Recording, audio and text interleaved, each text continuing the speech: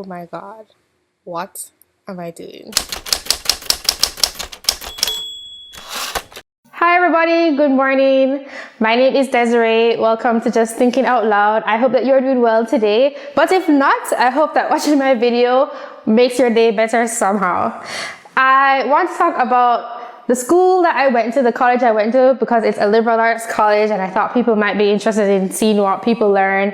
Of course, since it's a liberal arts college, you can have electives and pick classes that you want. But at the beginning, your first year, everybody has to take a core of classes that I guess is the standard for everybody who graduates. And I can also tell you what else I studied. I was a biology and a studio arts major. I won't go into detail, but I'll just kind of list them out, which is sort of like a resume. Like I took economics, I took French a couple times, I took genetics, behavioral ecology, biostatistics, ecology and evolution. What else did I take? Forget the name. Like the 400 other classes. Infectious diseases, and there was one more. And what I remember the most about it was about bees and about how when they reach a certain threshold of a certain number of bees wants to go to a certain direction to find food, then all the other bees sort of figure it out and then they all go in the same direction. And it was very cool to see how it sort of worked like a hive mind. That's what I remember the most from that class. Anyway, I'll get into the books.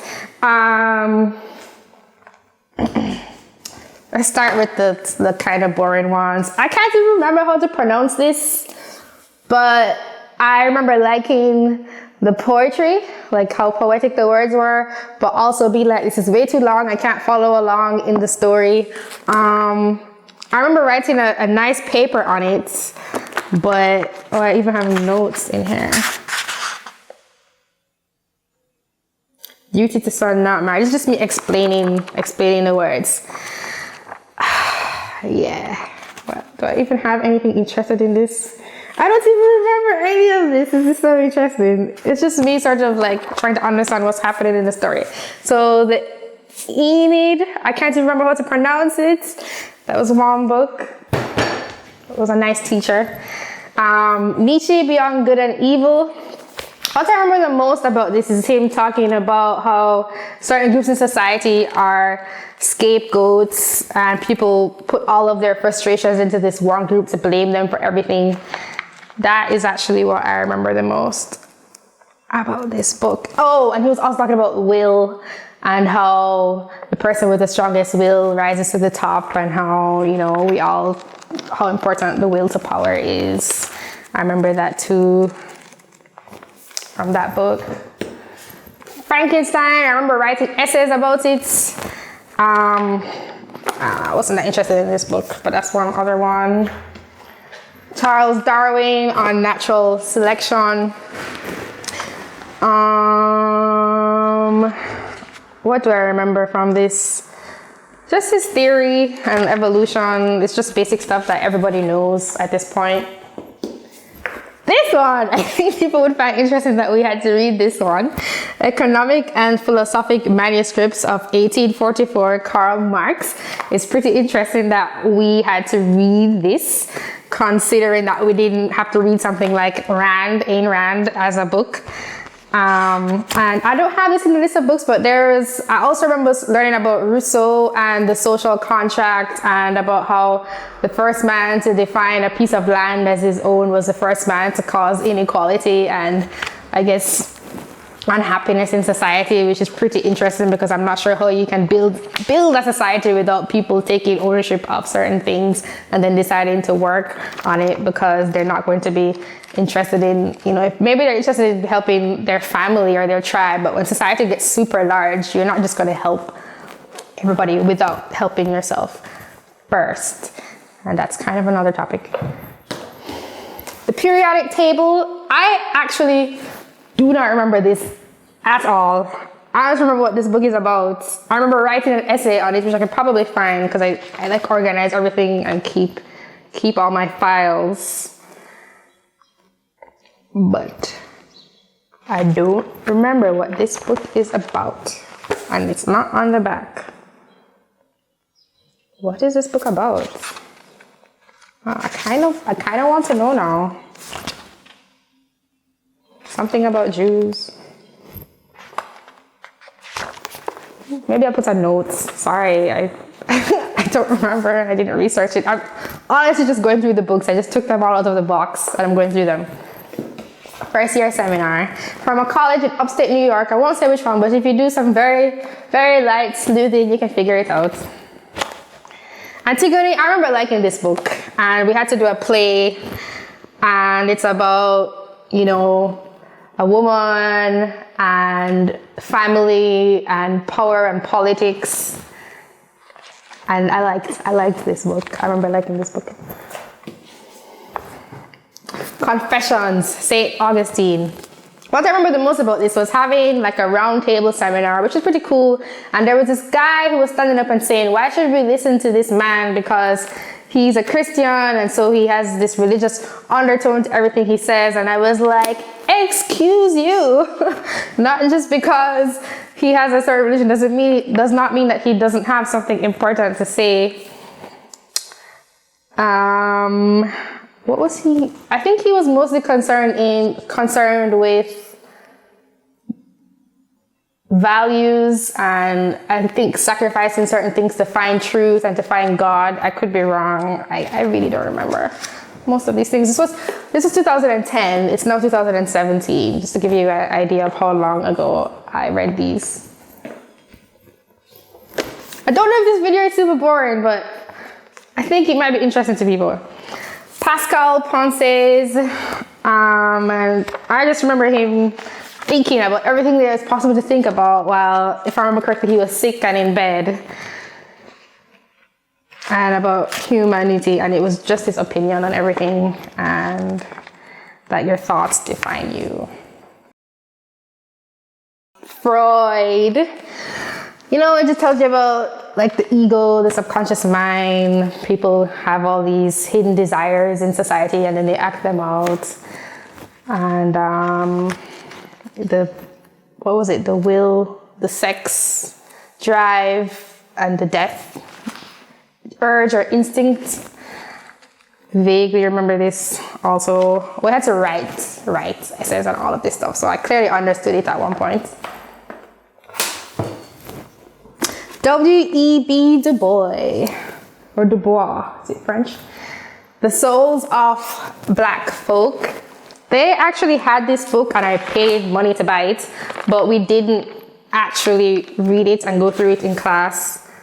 I think I started to read it. I don't know if you can see, I have like some notes on here, but I don't remember it. I didn't finish it. And I'm sure it's a gem, and I plan to read it. I think I've avoided it because I thought it would be depressing, and I was like, I don't really want to read this right now. So I just haven't gotten around to it, but I will get around to it. And this is something we learned in class, but I did read this book and it was really sad. And I just remember some woman giving birth in the middle of the woods, and it being really sad and heart-wrenching and very engaging.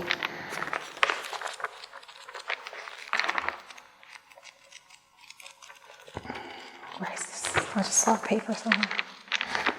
There we go. Come back.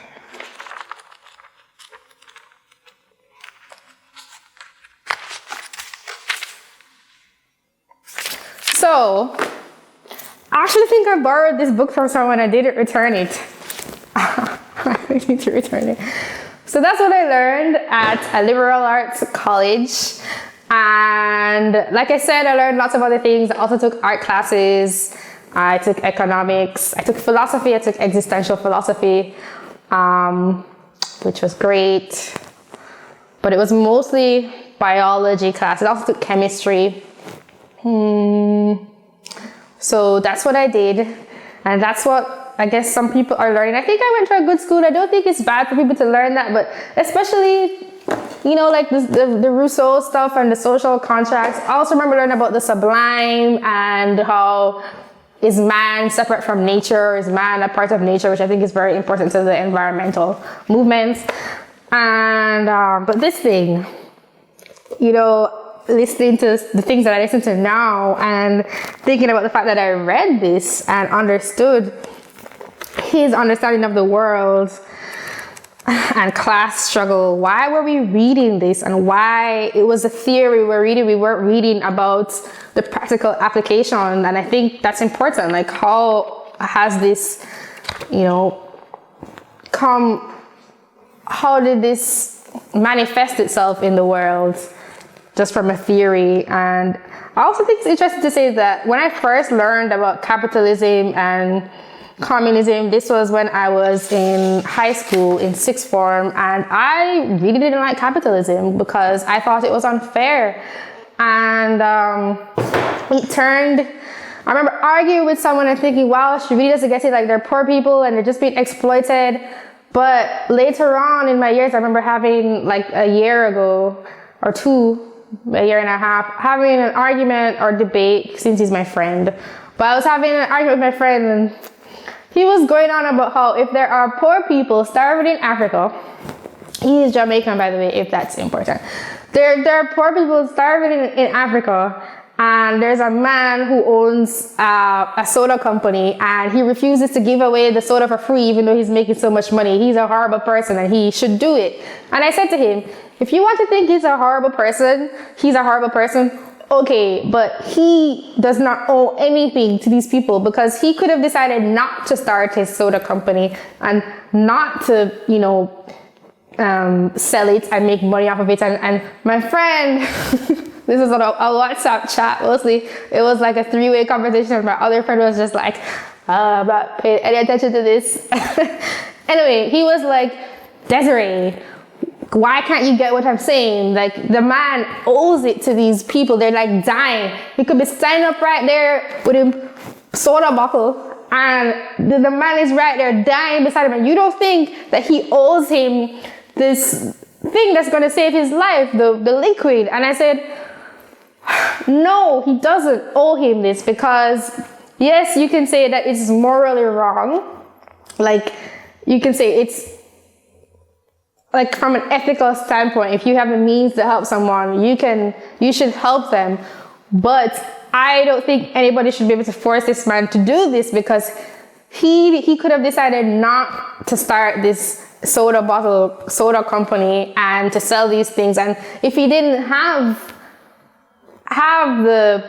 the life-saving liquid or soda or water, then where would this man be? He would have nobody to complain about, or somebody else would have to do it. Like, he didn't have to make the decision. The man who owns the soda company did not have to make the decision to start this thing. And so he doesn't owe his like abilities and talents to these people so that they can figure out they can basically get the end product instead of figuring out how to do it themselves, which is what they should really figure out. I just want to make sure I put something of a disclaimer here.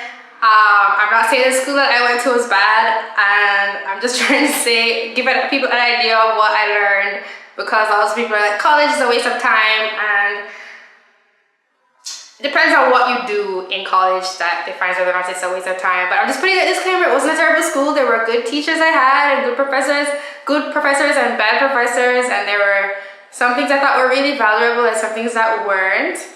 And my favorite teacher was my French teacher.